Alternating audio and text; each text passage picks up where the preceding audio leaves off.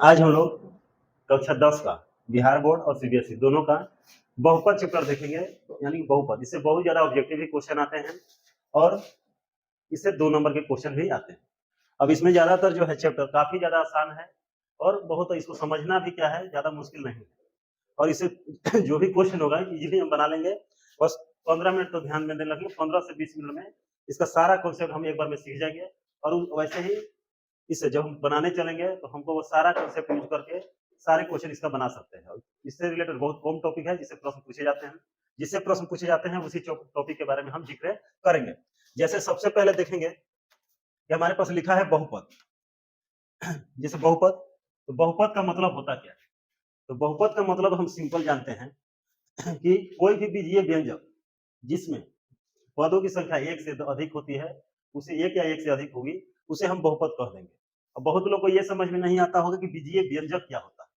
तो जो बीजीय व्यंजक होता है उसमें चर और अचर राशि का संयोजन गणितीय संक्रियाओं के साथ किया जाता है, या कह सकते हैं कि चर और अचर राशि का संयोजन बीज गणितीय रूप में मान गणित की जो संक्रियाओं के साथ किया जाता है, तो उसे हम कह देते हैं बीजीय व्यंजक। यानी कि सीधा मतलब है, चर का मतलब होता है जैसे एक्स वाई जेड का इस्तेमाल करते हैं, इसको इंग्लिश में बोला जाता है वेरिएबल। यानी एक्स वाई जेड जो होता है चर राशि होता है। इसका मतलब है कि इसका मान कभी बदलता नहीं है, इसलिए बल्कि इसका मान जो है बदलता रहता है। चर राशि का मान जो है हमेशा बदलते रहता है, यानी इसको वेरिएबल हम बोलते हैं,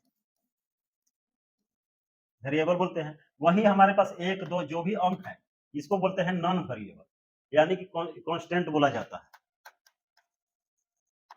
वेरिएबल, या इसको बोल देंगे कांस्टेंट यानी अचर।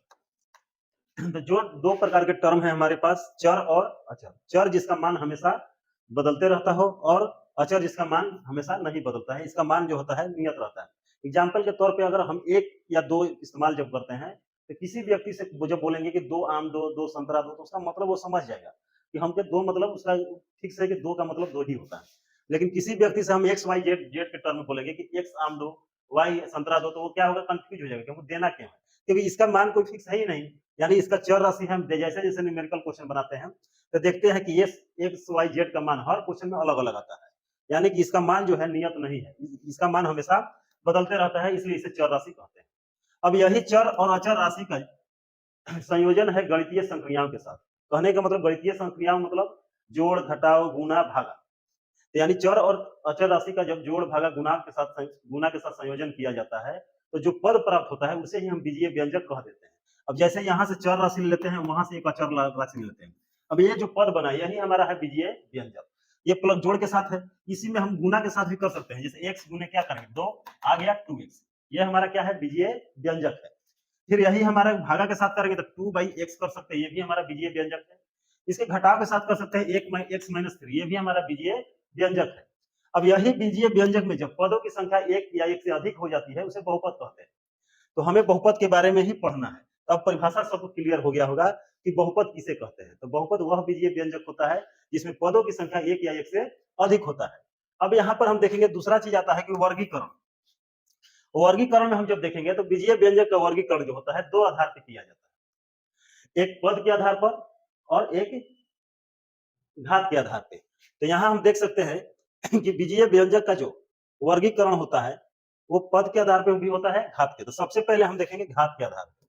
तो घात हम 9th क्लास में पढ़े, घात होता क्या है। तो कोई भी अगर बहुपद है, जैसे यहाँ पर है इस तरह से लिख दिया, इसमें जो चर राशि होता है जो इसका घात होता है वही पूरे बहुपद का घात कहलाता है।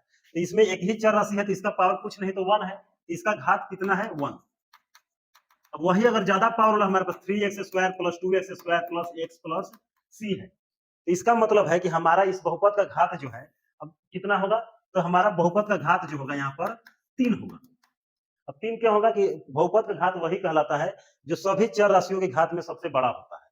तीनों जगह एक चर राशि है लेकिन यहाँ पर कुछ नहीं तो पावर 1 है, यहाँ 2 है, यहाँ 3 है। तो कोई भी चर राशि का जो मैक्सिमम पावर होता है उसी को बहुपद का घात कह दिया जाता है। तो यानी इसका घात कितना हो गया, 3। वैसे ही हम आगे बढ़ते जाएंगे, अगर x का पावर 4 + 3 लिख दिए तो इसमें पद से मतलब नहीं है, हमारा मतलब है केवल घात से। घात कितना है, 4, यानी इस बहुपद का घात हो गया 4।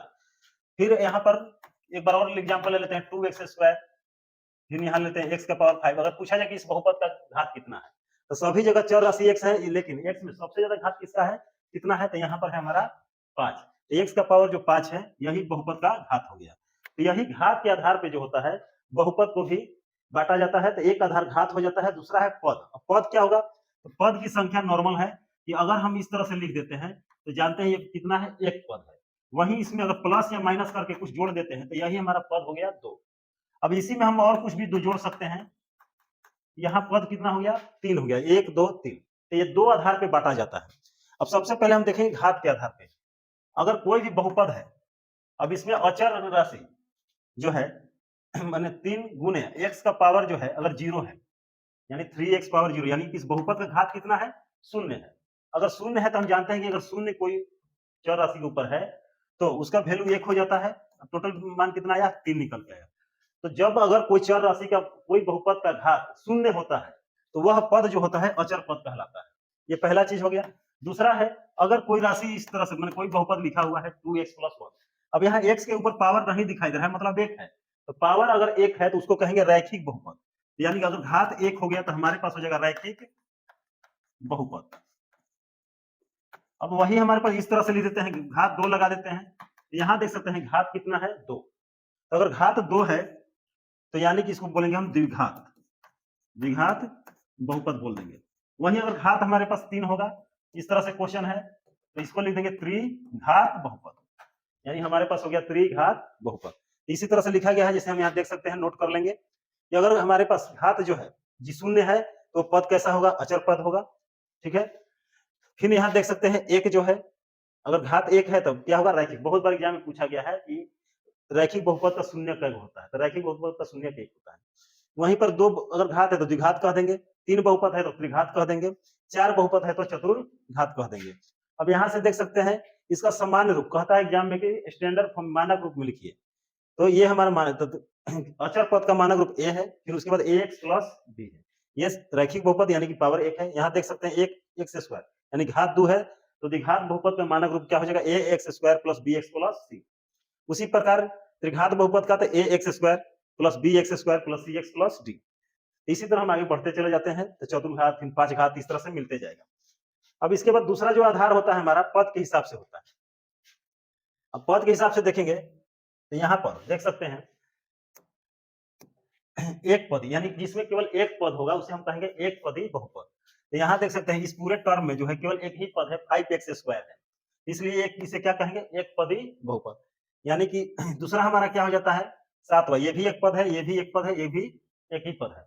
अगर केवल पदों की संख्या है तो उसे मोनोमियल या हम कह देते हैं केवल एक पदी बहुपद। वही यहाँ देख सकते हैं कि घात कितना, 2 पद है इसमें, यहाँ x + 3 2 पद हो गया, यहाँ 2x² - 5 2 पद हो गया, तो इसे बोलेंगे हम बाइनोमियल यानी कि द्विपदी। अगर वैसे ही हम आगे बढ़ते जाएंगे, इसमें क्या हो जाएगा, 3 पद ला देते हैं अगर x + 1, तो इसे कह देंगे हम त्रिपदी। यानी पद के हिसाब से अगर गिन के हम देखते हैं तो बहुत प्रकार हो सकता है, एक पदी, द्विपदी, चतुर्पदी, पंचपदी। वही हमारे घात के हिसाब से भी हो सकता है, रैखिक, अचर पद, द्विघात, त्रिघात, माने जैसे बढ़ते जाएंगे चतुर्घात, ये सब होते चला गया। ये तो हमारा घात के हिसाब से हो गया। अब दूसरा चीज हम देख लिए कि वर्गीकरण। वर्गीकरण के बाद हमारा आता है शून्य। शून्य क्या होता है, शून्य कह सकते हैं किसी बहुपद में चर राशि का वह मान होता है बहुपद जो कि पूरे बहुपद का मान को शून्य कर देता है। यानी कि शून्य क्या हो गया, किसी भी बहुपद में चर राशि का वह मान जो कि पूरे बहुपद के मान को शून्य कर देता हो, उसे हम शून्यक कहते हैं। अब चूंकि हमको 10th क्लास में बहुपद में द्विघात बहुपद पढ़ना है, यानी जिसका घात 2 होता है, यानी कि उसमें शून्यकों की संख्या भी 2 होंगी। अब उसके लिए हमारे पास कुछ फार्मूला दिया गया है और उसी से संबंधित ज्यादातर क्वेश्चन आते हैं। अब जैसे हम कुछ फार्मूला भी लिखेंगे जिसको हमेशा के लिए याद रखने की जरूरत है। तो पहले होता है कि 2 शून्य को हम जानेंगे द्विघात बहुपद। अब मानक रूप पूछ देता है एग्जाम में, यानी पूछता है कि बताइए द्विघात बहुपद का मानक रूप कितना होता है, तो हम लिखेंगे ax² + bx + c। और यहाँ ध्यान रखेंगे कि a = नॉट 0 होगा, यानी a बराबर 0 नहीं होगा। यानी क्यों 0 नहीं होगा, और क्यों नहीं 0 होगा, क्योंकि a बराबर अगर 0 ले लेते हैं, ये पूरा टर्म हमारा 0 हो जाएगा। जब पूरा टर्म 0 हो जाएगा तो हमारे पास bx + c केवल बचेगा, तो ये द्विघात बहुपद नहीं कहलाएगा, ये रैखिक कहलाएगा, क्योंकि ये तो खत्म हो गया है और यहाँ x का घात मात्र 1 है, इसलिए ये टर्म केवल बचेगा, ये रैखिक बहुपद कहलाने लगेगा। लेकिन हमको द्विघात बहुपद पढ़ना है, यानी a कभी 0 नहीं होगा। अब आगे हम देखते हैं कि कुछ संबंध शून्यक और गुणांक के बीच। तो यहाँ पर आ जाता है शून्यकों और गुणांक के बीच संबंध, गुणांक के बीच संबंध। अब सिंपल है, मान लेते हैं कि कोई बहुपद दिया रहेगा जैसा चर राशि x में होगा, चाहे y z कुछ भी हो सकता है। तो अगर शून्यक दिया है तो शून्यक को मान लेते हैं हम अल्फा और बीटा। हमारे पास दो शून्यक मिल गए, मान लेते हैं कौन है, अल्फा और बीटा, और द्विघात बहुपद हमारे पास यही है। तो यहाँ पर गुणांकों और इसके बीच संबंध ज्ञात करना है। तो सबसे पहले हम आपको बता दे रहे हैं गुणांक होता क्या है। जैसे कोई भी अगर बहुपद लिखा जाए एक्स स्क्वायर प्लस 3x+3, तो यहाँ पर जो चर राशि होता है उसके आगे वाला जो अंक होता है वही उस राशि का गुणांक कहलाता है। जैसे यहाँ चर है एक्स स्क्वायर, तो हमसे कोई पूछेगा एक्स स्क्वायर का गुणांक कितना है, तो इसके पहले कितना से गुना है, 3 से, तो गुणांक हो जाएगा 3। वही हमारा पास लिखा है 5x³ + 3, कोई कहेगा x³ का गुणांक कितना है, x³ के आगे क्या लिखा है, -5, तो ये हमारा x³ का क्या हो जाएगा, गुणांक हो जाएगा। अगर लिखा है 3x² + 3x, कोई कहे x का गुणांक कितना होगा, आगे है +3, तो हमारे पास x का गुणांक हो गया +3। तो इस तरह से क्या है, गुणांक सिंपल है, जिस चर राशि के लिए पूछा जाएगा उसके आगे वाला जो डिजिट यानी अंक लिखा गया है वही उसका गुणांक कहलाता है। अब हमारे पास है तो शून्यक गुणांकों के बीच संबंध क्या होता है, क्योंकि एग्जाम में आता है, जांचिए। तो सबसे पहले शून्यकों का योग, शून्यकों का योग मतलब सीधा हो गया कि अल्फा प्लस बीटा, शून्यकों का योग बराबर होता है। अब यहाँ पर लिखेंगे हम फॉर्मूला माइनस एक्स का गुणांक, एक्स का गुणांक और बटा में हो जाएगा एक्स स्क्वायर का गुणांक। अब इसको अगर बढ़िया से लिखना जाएगा तो अल्फा प्लस बीटा, यहाँ माइनस, अब एक्स का गुणांक बोला है तो यहाँ देखिए एक्स ये वाला है, तो इसके आगे क्या है, बी, तो यहाँ लिख देंगे बी, और एक्स स्क्वायर का गुणांक है तो एक्स स्क्वायर यहाँ पर है, तो इसका गुणांक कितना है, ए, तो -b/a, ये हमारा पहला हो गया। दूसरा संबंध होता है शून्यकों का गुणनफल, यानी अल्फा इंटू बीटा, इसका होता है अचर पद बटा में होता है एक्स स्क्वायर का गुणांक, एक्स स्क्वायर का गुणांक। अब अल्फा इंटू बीटा हो गया हमारे पास, अचर पद देखेंगे यहाँ पर क्या है, सी, तो सी यहाँ कांस्टेंट है क्योंकि इसमें कोई चर पद नहीं लगा है, तो ये अचर पद है, इसलिए सी बटा में एक्स स्क्वायर का गुणांक, एक्स स्क्वायर कहाँ है, यहाँ पर ए, एक्स स्क्वायर का लगा ए, तो हमारा होगा गुणा। अब ये पूरा चैप्टर में सबसे ज्यादा जो ऑब्जेक्टिव है इसी से पूछा जाता है क्वेश्चन, अगर 2 नंबर में आएगा तो इसी से पूछा जाएगा। या अब इसके अलावा एक और टाइप से क्वेश्चन आता है कि हमको शून्य का योग दिया रहेगा, चाहे शून्य दिया रहेगा, और बोला जाएगा कि आप बहुपद निकालिए, तो कुछ नहीं करना है हमको, अगर बहुपद निकालने के लिए क्वेश्चन में दे दिया जाए तो बहुपद बराबर होता है एक्स स्क्वायर, बस डायरेक्ट फॉर्मूला लिखेंगे, ब्रैकेट के अंदर alpha plus beta into X plus alpha into beta, ये हमारा क्या हो गया, फॉर्मूला हो गया। अब देख सकते हैं बहुपद, अभी क्वेश्चन कैसे पूछा जाएगा, तो क्वेश्चन हम बताएंगे, सब पे एग्जांपल लेकर क्वेश्चन लेकर देखेंगे कैसे बनाया जाता है। तो सबसे पहले एक बार फिर से हम बता दे रहे हैं, शून्यकों का योग बराबर होगा -b/a, और शून्यकों का गुणनफल बराबर c/a। अब c यहाँ बता दिया कि अचर पद होगा, जो समीकरण को क्वेश्चन में दिया रहेगा, a जो एक्स स्क्वायर के साथ गुणांक में रहेगा वो हमारा a का मान होता है, और b जो होता है x के साथ जो गुणांक है वो हमारा b होता है। तो ये दोनों का फॉर्मूला हमको याद है, ये संबंध याद है और ये फॉर्मूला याद है।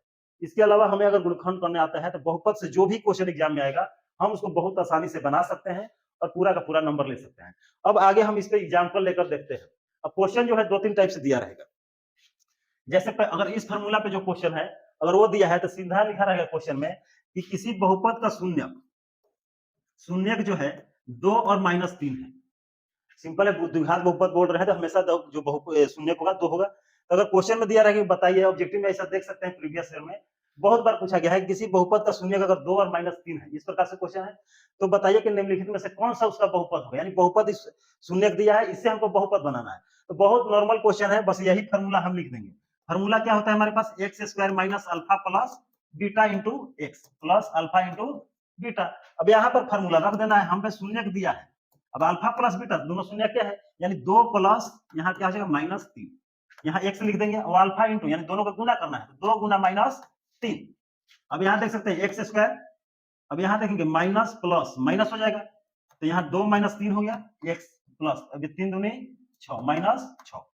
फिर आगे चलेंगे एक्स स्क्वायर, अब देखेंगे 2 - 3 है तो -1 आएगा, अब बाहर में भी माइनस है तो प्लस हो जाएगा, तो 1x, यहाँ माइनस है तो यहाँ भी माइनस हो जाएगा क्योंकि माइनस प्लस माइनस 6। अब इसको बढ़िया से लिखेंगे तो x square plus x minus 6। तो पहला टाइप का क्वेश्चन तो यही है नॉर्मल, कि अगर 2 शून्य दिया है तो कहेगा बहुपद ज्ञात कीजिए, तो इस तरह से हम बहुपद निकाल लेंगे।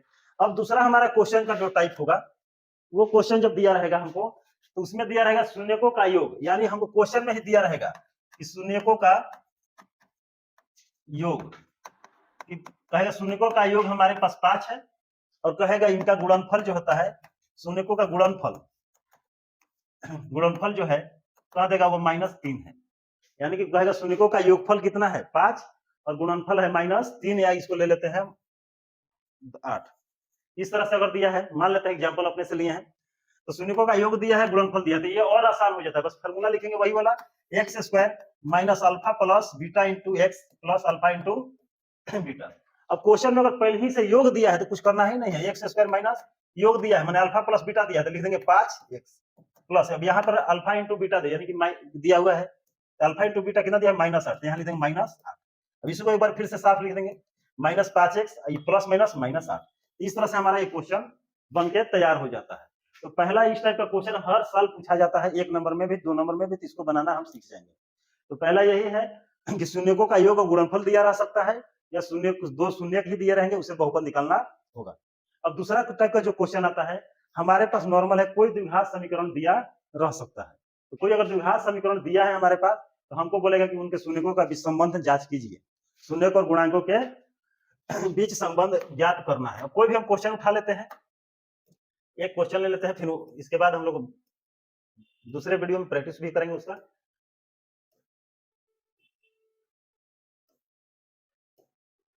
देखते हैं अगर कोई क्वेश्चन होता है। अब यहाँ पर मान लेते हैं क्वेश्चन यहाँ उठा लेते हैं, px बराबर, यहाँ पर कि क्वेश्चन था x square minus 5x plus 6, ये px बराबर हमारे पास दिया हुआ है, इतना हमारे पास बहुपद दिया है। अब इसमें क्वेश्चन में यही बोलेगा कि शून्यकों का योग और गुणांकों के बीच जांच कीजिए। तो सबसे पहले हमारा काम होगा कि इनका गुणनखंड करें, गुणनखंड करने सबको आता होगा। अब यहाँ हम लिख लेंगे px बराबर दिया था x square minus 5x plus 6, गुणनखंड करना तो हम जानते हैं कि पहला और लास्ट टर्म को गुना करते हैं, तो यहाँ कुछ नहीं तो 1 है, तो 1 और 6 का गुणनफल हो जाएगा 6। अब इसका अभाज्य गुणनखंड करेंगे तो हम जानते हैं कि 2 से कटेगा 3 बार में और 3 से जाएगा 1 बार में, यानी कि 2 और 3 टूट रहा है। अब 2 भाग में टूटा तो गुणनखंड हम जानते हैं कि इन दोनों अंकों को इस्तेमाल करके या तो जोड़ के या तो घटा के कितना लाना है, -5 लाना है, मैंने 5 लाना है। अब सिंपल है, 2 3 जोड़ के 5 लाया जा सकता है, घटा के तो कभी लाया नहीं जा सकता है, तो हमको 2 3 को जोड़ना होगा। अब जोड़ना है, मगर जोड़ने के लिए 2 तरीके हैं, दोनों को प्लस में रखेंगे तब भी जुड़ के 5 आ जाएगा, मतलब दोनों को माइनस में रखेंगे तभी जुड़ के कितना आ जाएगा, 5 आएगा। अब हमको निर्भर है कि दोनों को प्लस में रखें या माइनस में, तो निर्भर करता है इस बात पे कि यहाँ साइन क्या है। अगर यहाँ साइन माइनस में है तो हम दोनों को माइनस में ही रखेंगे, तो सिंपल है, इसी तरह हम लिख देंगे यहाँ पर x square minus 3x minus 2x plus 6। अब यहाँ पर क्या कॉमन है, x कॉमन ले लेते हैं, तो यहाँ x बाहर निकाल देते हैं, x फिर यहाँ लेते -3, फिर यहाँ -2 है कॉमन निकाल लेते हैं, तो सिंपल है, बाहर अगर माइनस है ब्रैकेट दे दिया तो अंदर का साइन बदलेगा, 2 तो निकाल लिया तो x बचेगा -3। अब यहाँ से बाहर वाला बाहर के साथ, तो x -2 और x -3, इस तरह से। अब x -2 और x -3 टूट गया, तो इसका शून्यक निकालना है, तो हम ऐसे भी निकाल सकते हैं, ले सकते हैं x -2 बराबर 0, तो x बराबर कितना हो गया 2। अब x -3 बराबर ले लेंगे 0, तो x बराबर हो जाएगा 3। यानी हमारे पास x का जो वैल्यू है 2 टू आता है, कौन कौन आता है, 2 और 3। यह हमारा क्या है, अल्फा और बीटा है। अब इसलिए हम मान लेंगे अल्फा बराबर 2 और बीटा बराबर 3। अब हमारे पास जांच करना है, यहाँ लिख देंगे जांच, फॉर्मूला जो हम लिखवा है वही वाला फॉर्मूला लिख देना है। तो अल्फा प्लस बीटा बराबर, फॉर्मूला वही था, -b/a। अब ध्यान देंगे अल्फा कितना है 2 और बीटा है 3, तो यहाँ लिख देंगे 2 और यहाँ 3 बराबर, माइनस है तो माइनस लिख देंगे। अब देखेंगे b की जगह क्या है, तो b की जगह यहाँ पर b ये वाला टर्म है, तो यहाँ पर x के साथ क्या लगा है -5, तो यहाँ ब्रैकेट में -5 और a, तो a के साथ कोई अंक नहीं, सिर्फ कुछ नहीं तो 1 है, यहाँ लिख देंगे 1। अब 3 2 5, अब जानते हैं माइनस माइनस हो जाएगा प्लस, इधर भी क्या आ जाएगा 5। ये हम क्या किए, शून्यकों का योग के साथ अभी जांच किए हैं। अब इसके बाद दूसरा फॉर्मूला होता है अल्फा इंटू बीटा बराबर क्या हो जाएगा, c/a। अब अल्फा इंटू बीटा यानी 2 इंटू 3 इधर हो जाएगा। अब c का मान यहाँ कितना है 6 और a का मान कुछ नहीं, मैंने x का भी कुछ नहीं है, स्क्वायर का भी कुछ नहीं है, तो 1 है, यहाँ लिख दिए 1, इधर गुना करेंगे 6, इधर भी आ जाएगा 6। अभी हम ये 2-3 प्रकार के क्वेश्चन को ध्यान से देख लिए, तो ये जो है बहुत बेसिक टाइप का क्वेश्चन है जो कि बहुत सारे एग्जाम में आते हैं। इसके अलावा भी तो ये जो भी हम लोग क्वेश्चन टॉपिक क्वेश्चन करेंगे, और आर एस अग्रवाल का सारा क्वेश्चन हम लोग करने वाले हैं, तो कल से हम लोग उसका सारा क्वेश्चन करेंगे, अगले वीडियो में आर एस अग्रवाल का सारा क्वेश्चन हम लोग अपलोड करेंगे। लेकिन अभी के लिए हम दो टॉपिक बोले हैं, इसी से रिलेटेड सारा क्वेश्चन बिहार में पूछा जाता है। तो ये भी आसान है, पीछे जो हम बात की जिक्र किए वो भी आसान है। तो हमको सबसे है गुणनखंड भी निकालने आना चाहिए, तब हम जांच कर पाएंगे। तो हम लोग एक वीडियो गुणनखंड करने पर भी लेकर आएंगे ताकि गुणनखंड कैसे किया जा सके। तो अभी के लिए ये दोनों नियम पढ़ लेना है।